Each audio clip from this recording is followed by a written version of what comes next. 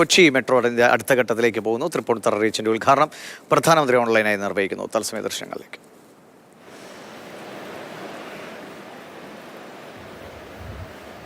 कुछ ही क्षणों में हमारे कार्यक्रम के मुख्य अतिथि महोदय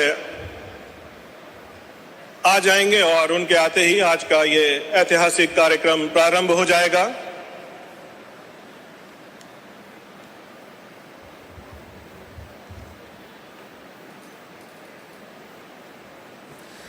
കൊച്ചി മെട്രോയുടെ അടുത്തൊരു നിർണായകമായ ചുവടുവയ്പ്പാണ്. തൃപ്പൂണിത്തുറയിലേക്ക് കൂടി കൊച്ചി മെട്രോ എത്തുന്നു എന്നതാണ്. അങ്ങനെയെങ്കിൽ കൊച്ചി നഗരത്തിൽ തൃപ്പൂണിത്തുറ മുതൽ ആലുവ വരെ ഏറ്റവും വേഗത്തിൽ തിരക്കുകളില്ലാതെ കൃത്യമായ ഇടവേളകളിൽ ട്രെയിൻ സർവീസ് ഉണ്ടാകുന്നുവെന്നത് കൊച്ചി നഗരത്തിൻ്റെ ഒരു ഗതാഗത സംവിധാനത്തെ ഏറെ ഉയരങ്ങളിലേക്ക് എത്തിക്കുമെന്ന കാര്യത്തിൽ തർക്കമില്ല. ഇനി അടുത്ത റീച്ചിൻ്റെയൊക്കെ നിർമ്മാണ പ്രവർത്തനങ്ങളും ആരംഭിച്ചിട്ടുണ്ട്. പ്രധാനമന്ത്രി സംസാരിക്കുന്നു.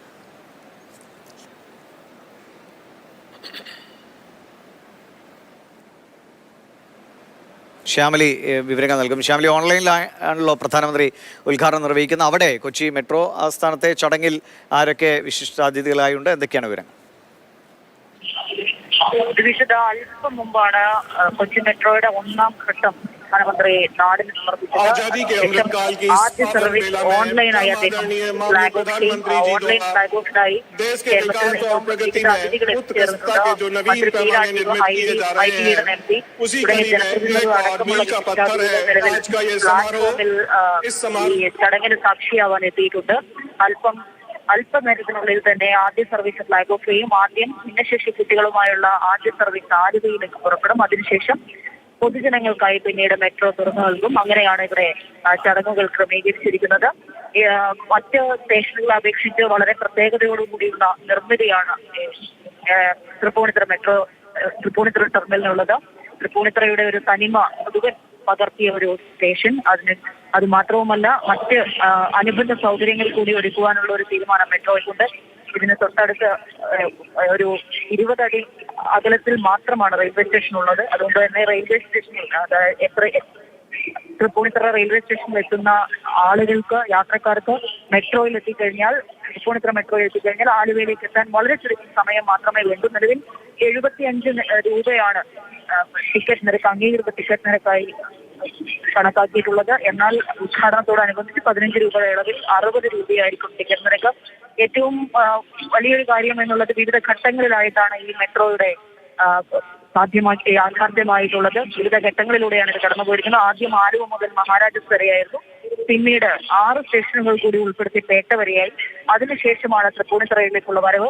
എസ് എൻ ജംഗ്ഷനും വടക്കേക്കോട്ടയും ആദ്യം യാഥാർത്ഥ്യമായി. അതിനുശേഷം അതിന്റെ പൂർണ്ണ അർത്ഥത്തിലേക്ക് അതിന് ഏറ്റവും അവസാന ടെർമിനൽ എന്ന നിലയ്ക്കാണ് തൃപ്പൂണിത്തുറ ടെർമിനലിലേക്ക് വന്നിരിക്കുന്നത്. അങ്ങനെ കൊച്ചി മെട്രോ അവരുടെ ആദ്യ ഫേസ് യാഥാർത്ഥ്യമാക്കിയിരിക്കുന്നു. ആ യാത്ര ലക്ഷ്യം കണ്ടിരിക്കുന്നു.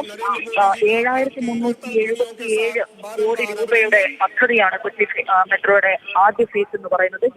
ഇനി എല്ലാവരും ഉറ്റുനോക്കുന്നത് രണ്ടാം ഫേസായിട്ടാണ്. 2026 ജൂണോടുകൂടി അത് യാഥാർത്ഥ്യമാകും. അത് പൂർത്തിയാക്കാൻ കഴിയുമെന്നുള്ള ആലോചനകളാണ് നിലവിലുള്ളത്. അത്തരം പദ്ധതികളാണ് മുന്നിലുള്ളത്. അതിന്റെ DPRും അതിന്റെ നിർമ്മാണ പുരോഗതിയൊക്കെ ഇപ്പോൾ നിലവിൽ നടന്നുകൊണ്ടിരിക്കുന്നു. അതിനുശേഷം മൂന്നാം ഘട്ടത്തിന്റെ DPRും തയ്യാറായിട്ടുണ്ട്. ഗിഫ്റ്റ് സിറ്റി വരെയായിരിക്കും മൂന്നാം ഘട്ടം നിലവിൽ പരിഗണിച്ചിരിക്കുന്നത്. അത്ര വരെ മെട്രോ നീട്ടുവാനാണ് പരിഗണിച്ചിരിക്കുന്നത്. അത്തരത്തിൽ വലിയ നേട്ടത്തിലേക്ക് KMRL കൊച്ചി സിറ്റിയും മാറിയിരിക്കുകയാണ്. വലിയ വളർച്ചയിലേക്ക് കൊച്ചി മെട്രോയും എത്തിയിരിക്കുകയാണ്. എന്തായാലും അല്പസമയത്തിനകം ആദ്യ സർവീസ് ഫ്ലാഗ് ഓഫ് ചെയ്യും. കൊച്ചി മെട്രോയുടെ തൃപ്പൂണിത്തുറ റീച്ചിന്റെ ഫ്ലാഗ് ഓഫ് ആണ് ഇപ്പോൾ നടക്കാൻ പോകുന്നത്. പ്രധാനമന്ത്രി അതിന്റെ ഉദ്ഘാടനം നിർവഹിച്ചു കഴിഞ്ഞു. ഇനി ഫ്ലാഗ് ഓഫ് ചെയ്ത് ആദ്യ